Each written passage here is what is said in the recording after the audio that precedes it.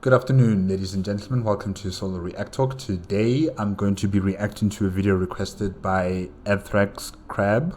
It's called The Final Battle Siege of Terra, made on the YouTube channel A Vox in the Void. Yes, if you want to check out the original video as well as A Vox in the Void's YouTube channel, the links are in the description below. If you want to check out my other reactions to Warhammer 40k content, remember the playlist card is going to be at the top here. Just click on it and be able to access them. And let us start. 3, 2, 1, go.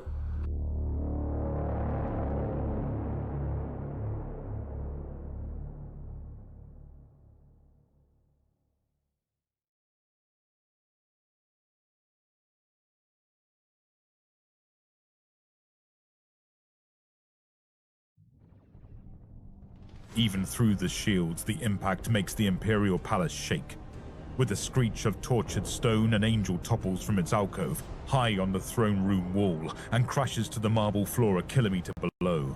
It shatters into a million pieces. Splinters of stone flash across the hall like shrapnel. From his throne, the Emperor watches his warriors mill around in confusion. This hall holds 10,000 men, seasoned veterans. Wait a minute, 10,000? 10,000.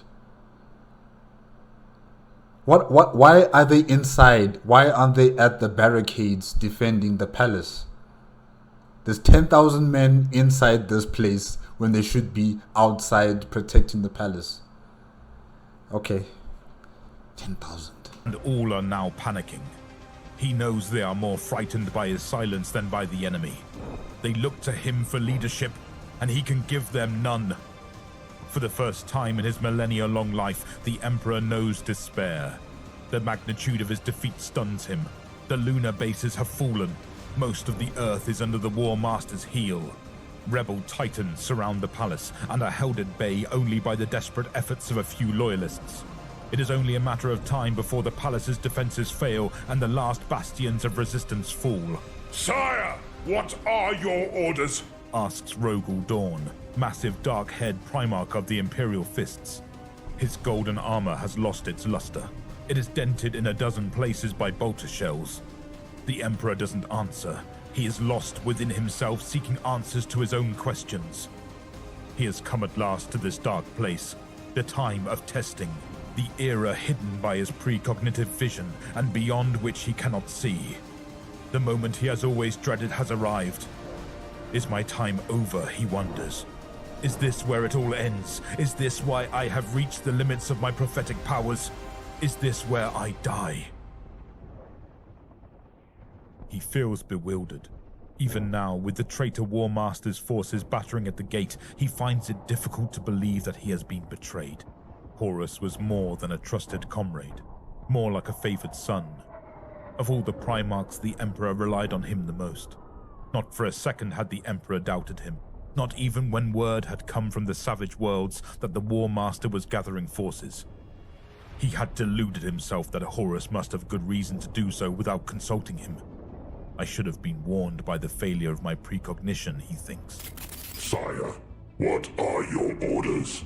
Asks Cain, acting Fabricator General of the Adeptus Mechanicus. He stares at the Emperor, a trick of the light turning the glass slits of his brass mask into accusing eyes. Once more, the Emperor does not reply. Cain's presence reminds him that not even the head of the Adeptus is to be trusted. His superior, the former Fabricator General, had chosen to side with Horus. Yeah, it's chaos everywhere. Chaos on Terra, chaos on Mars, chaos across the galaxy. And yeah, I mean, you were blindsided.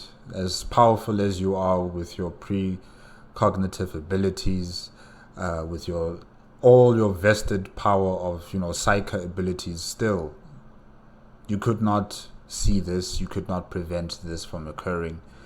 And ultimately, this is because of the choices that you made long before the Horus heresy, the choices that you made as the Emperor of mankind long before the Horus heresy. Mars, civil war rages between factions of tech priests. Ancient forbidden weapons are being deployed. Viral plagues kill millions. Fusion bombs scar the earth. So much will be lost. He thinks of the slow piercing together of the old science. The Librarium Technologicus is aflame now. Ancient core data systems in meltdown. The Great Crusade, as much a quest for knowledge as a war to reclaim the human worlds, is ended. You mean the STCs are burning as well? You guys are destroying STCs. Wow. The War Master's treachery has seen to that. Sire, what are your orders? Asks Sanguinius, angel-winged Primarch of the Blood Angels. He gazes at the Emperor with blazing eyes, his face a mask of terrible beauty. The Emperor knows they rely on him for guidance. They still believe in him. They think he can lead them from this trap. They are wrong. Horus is the greatest general the galaxy has ever known. Who should know better than his creator? He is schooled by a century of warfare. There will be no way out, no loopholes, no flaws in the plan. And yet, Horus Lupercal does something that is just so unexpected, really. But anyways, we continue. War Master would have to be mad to leave one. The Emperor looks down on the faces of his followers, sees the trust written there, feels the weight of responsibility it brings. He knows that for their sake he must try, even if it is hopeless. He casts forth his clairvoyant sight, lets his mind drift beyond the ruined gardens of the palace, over fields where colossal titans battle by the twisted light of the sculpted moon.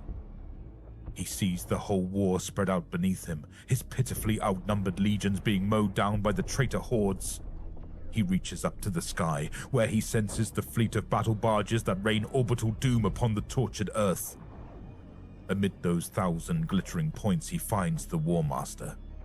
Hope flickers within him. The shields of Horus's ship are down. Briefly, he wonders why. Is the traitor's confidence so overwhelming? Does he wish to witness the battle himself, or is it a trap? The Emperor touches the ship and recoils from what he senses within. How could Horus have done this? Make a pact with the ultimate abomination? The Emperor comes to a decision. Trap or not, this is the only opportunity he will get. He has no option but to seize it. The position is so desperate. Even as his spirit returns to his body, the ominous thought strikes him that the War Master must know this. What are your orders, sire? Sanguinius asks again. The Emperor's eyes snap open. His voice is full of authority. Prepare to teleport. We will take the battle to the enemy. The men smile confidently. They now have a purpose. While he reels off the teleport coordinates, they move, without question, to obey. He should have taken all 10,000 of those people in the hall. He should have taken all 10,000 of them up onto that ship, you know. Maybe things would have been different. Maybe Sanguinius might not have died, you know. Maybe the Emperor might not have been mortally wounded. Maybe. But, yeah, you know. A flash of light, a feeling of coldness. They have teleported into the War Master's ship. The Emperor takes an instant to reorientate himself and realizes that something has gone wrong. He stands in a vast, warped chamber with only a few Marines in attendance. The Terminators and the Primarchs are not present. How is this possible, he wonders? Could Horus have disrupted the teleportation beam? Is he so powerful? Insane voices gibber madly inside his skull. There are figures trapped in the stone walls of the vast room. Hands reach out for him, grasp at him with rock-like strength. He shrugs them off easily. His comrades are not so lucky. Bolters chatter and flash as the Marines attempt to fight off their demonic assailants. A man screams as he is drawn into the dark and slimy walls. As he vanishes, ripples spread from his point of disappearance. You guys should have bought flamethrowers. The Emperor's sword lashes out, severing limbs, freeing trapped Marines. He summons his psychic energies. A nimbus flickers around his head as he unleashes his power. A tidal wave of destruction rips through the demons, leaving his own men unscathed. He scans about him, seeing the Primarchs, but the walls of the War Master's battle barge are resistant to his mind sight. He gestures for the surviving Marines to follow him.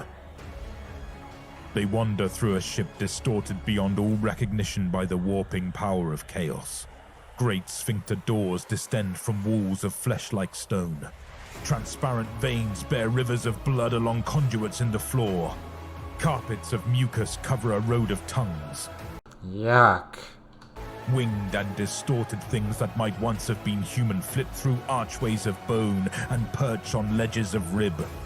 The Marines gasp in horror. He exerts himself to calm them, psychically soothing their fear of this dreadful place. I would be vomiting. I wouldn't be fearful. I would just be vomiting, you know? Ew, guys, no. This place is disgusting. All the while, he scans the area, looking for the spore of Horus. He knows now the nature of the pact the War Master has made and the dreadful consequences of his victory. They pass pits that gape like glistening gullets in the floor and echo the beats of a distant giant heart. They are showered by waterfalls of stinking yellowish liquid that cascades down cliffs of carved cartilage. Sometimes they hear weapons fire, but when they arrive at the source, they find nothing. Mists of rainbow vapor drift across their field of vision, obscuring corridors of carnivorous stone. Clouds of insects swarm over their faceplates and choke the extractors of their air pipes. They switch over to internal oxygen supply. You see why you need 10,000 people aboard this ship?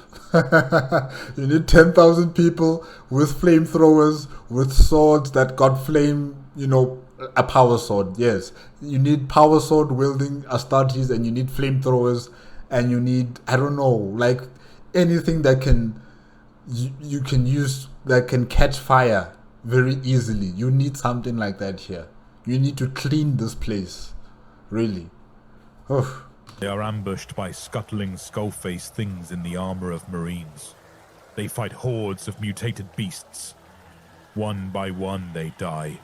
In the end, the Emperor stands alone. Then, and only then, is he allowed to enter the presence of Horus. The War Master bestrides the body of a broken angel. Behind him, the tortured earth fills the viewport, a bauble for Horus to seize with one clawed hand. Corpses of massacred Marines lie everywhere. Face glowing with internal bloodlight, Horus speaks. Poor Sanguinius.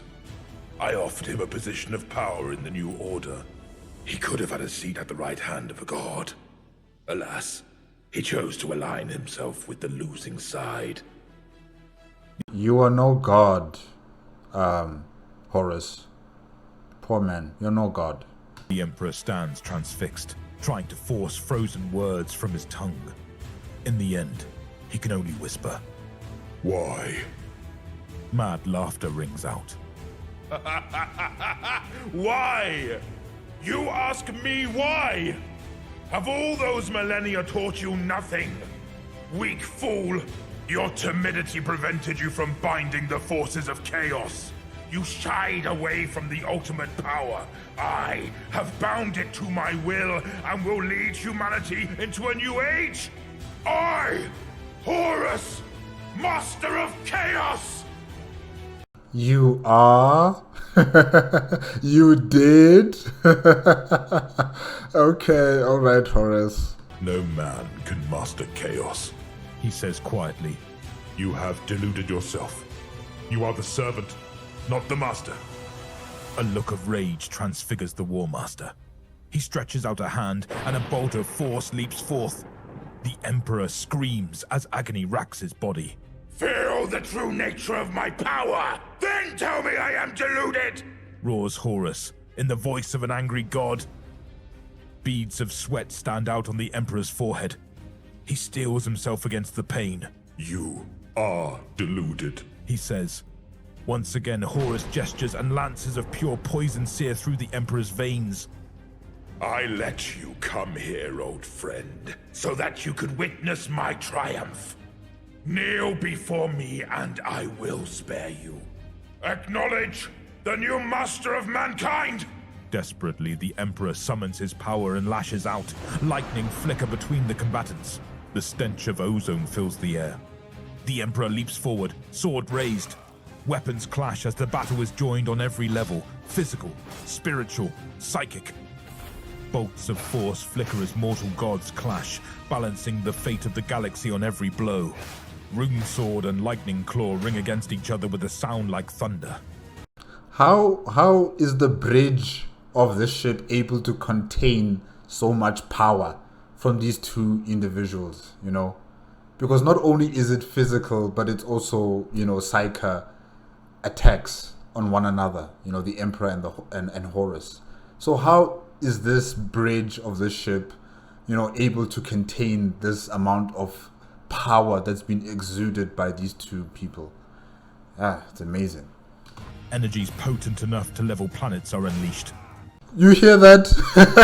You hear that? You hear that? Power that is able to level entire planets is being unleashed. Alright, guys. What kind of ship is this? A backhand buffet from Horus knocks the Emperor through a stone bulkhead. The counterstroke tears a supporting column out of the ceiling as the War Master ducks. In the warp, the Emperor hears the Chaos Powers howl as they feed their pawn more power. Yeah, the Chaos Gods are watching television. They're watching this battle. You know, they're enjoying what's happening here. They're hoping that their champion can win against the Emperor. The Lord of Humanity stands alone against their massed might and knows that he is losing. Somehow he cannot bring his full force to bear on the War Master. Horus shows no such restraint. A lightning claw cuts the Emperor's armor as if it were cloth, shears through flesh and bone. The Emperor riposts with a psychic stroke, intended to disrupt the War Master's nervous system. Horus laughs as he deflects it. His claws take the Emperor across the throat, opening windpipe and jugular. Another blow severs the tendons of his wrist, causing the sword to drop from nerveless fingers. Insane laughter echoes around the chamber. Horus breaks several ribs with an almost playful punch. A surge of energy sears the Emperor's face, melting the flesh till it runs, bursting an eyeball, sets the hair alight. The Emperor stifles a whimper, wonders how he can be losing. Blackness threatens to engulf him. Horus grasps his wrist, splintering bones. Blood pumps from the Emperor's throat. Horus lifts his foe above his head and brings him down across his knee, breaking his spine. For a second, the Emperor knows only darkness. Then a flare of agony brings him back to consciousness as Horus rips his arm from its socket. The War Master howls with bestial triumph. It's not over, Horus. You did not smash his head. Then it will truly be over. And you did not do that. Suddenly, the battering stops. Through his good eye, the Emperor sees a solitary Terminator has entered the room. The Marine charges toward the War Master, Stormbolter blazing. Horus looks at him and laughs. For a moment he stands triumphant, allowing the Marine to see what he has done to his Emperor. Wait a minute. I was told that it was an Imperial Guard soldier that stood between the Emperor and Horus Lupercal, not a Terminator. Okay. The Emperor knows what is going to happen next. He sees the gloating triumph on Horus's face. There is no trace of his friend left there. There is only a demon driven by insane, destructive fury. Horus turns his burning gaze on the Terminator, and the Marine's flesh flakes away to reveal his skeleton. Then even that is gone, reduced to dust. The Emperor sees the trap that has been set for him. He has been restraining himself, trying not to hurt one who has been as a son to him. Now he sees that there is no trace of his trusted comrade left. He knows that he must stop this semblance of his former friend and avenge the fallen Terminator. You would have thought that he would have realized that the moment Horus, slashed his chest or killed Sanguinius on the floor there, Maybe then, but only when a Terminator, Astartes, has been killed, that's when he decides, okay, no. Horus is evil, he needs to be killed. Okay, Emperor. He must strike one deadly blow. He will get no other chance.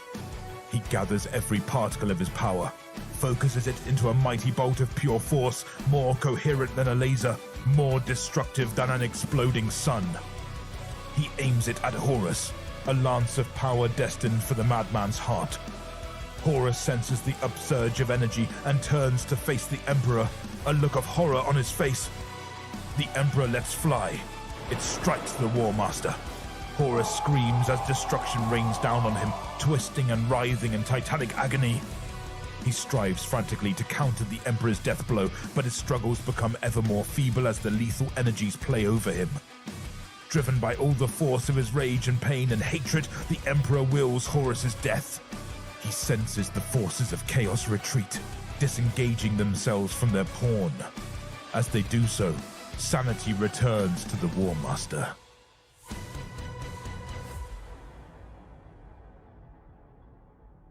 The Emperor sees realization of the atrocities he has committed flicker across Horus's face. Tears glisten there. Horus is free, but the Emperor knows he himself is dying and that the powers of chaos may once again possess the War Master, and he will not be there to stop them. He cannot take that risk. Horus must die. Yet for a second, looking into his old friend's face, he hesitates, unable to do the deed. Then he thinks of the slaughter that still goes on outside, may go on forever. Resolve hardens within him. He forces all mercy and all compassion from his mind, empties it of all knowledge of friendship and camaraderie and love. His eyes lock with Horus and see understanding there. Then with full, cold knowledge of what he is doing, the Emperor destroys the War Master. Rogel Dawn enters the chamber. Horror fills him as he sees the mutilated form of the Emperor and the shriveled husk inside the War Master's armor. He curses himself for taking so long to fight through the chaotic hordes. He knows now why their attack ceased and why the ship is reverting to normal. He rushes to the Emperor's side, detecting the faint pulse of life. Perhaps there is yet hope. Perhaps the ruler of the Imperium may live. Dawn will do his best to ensure it.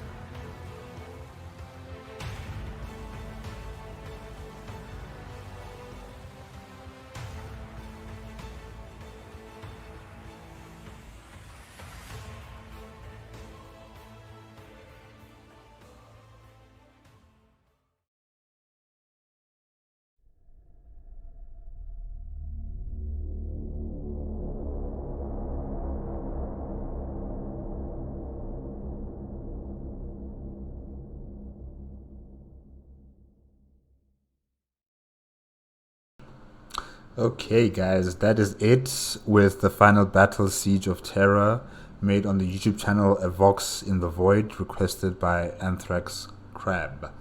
Yes, the final battle. The final battle for the Emperor. Well, no, he's going to continue fighting in the warp, against the Chaos Demons as soon as he's placed in the Golden Throne. But, okay, in his physical form, yes, it's his final battle. Horus, I've been saying this in the previous video that I've been reacting to, the Emperor of Man 2, Heresy and the Imperium, Warhammer 40,000 lore history made by Luton09, that, Horus Lupercal had a chance to, commence an exterminatus on Terra, kill everything, kill everybody, including the Emperor. He had that chance to do something like that, but he didn't take that chance, He allowed this siege to continue on Terra for a very long time, and he was running out of time because, the loyalist Primarchs were heading straight back to Terra, and he didn't have enough time. So he decided to avail himself to his father and to his forces, by lowering down the shields on his ship, giving access to the loyalist forces and to the Emperor aboard his vessel, wanting to fight against him, personally. And, that was totally unnecessary. Unnecessary, Horus. If you wanted to have a complete victory, destroy the planet. Destroy it. Destroy everyone on that planet. Destroy the Emperor, and you will have your victory. This way of fighting against your father, personally, it's a risk that I would not take if I were you, because your father is so powerful, because he's a very powerful being. Psyker, unmatched. So rather be on the safe side and just destroy the planet. That's what I would have done. And yeah, the Emperor as well doesn't know who to trust, doesn't know how this battle is going to end.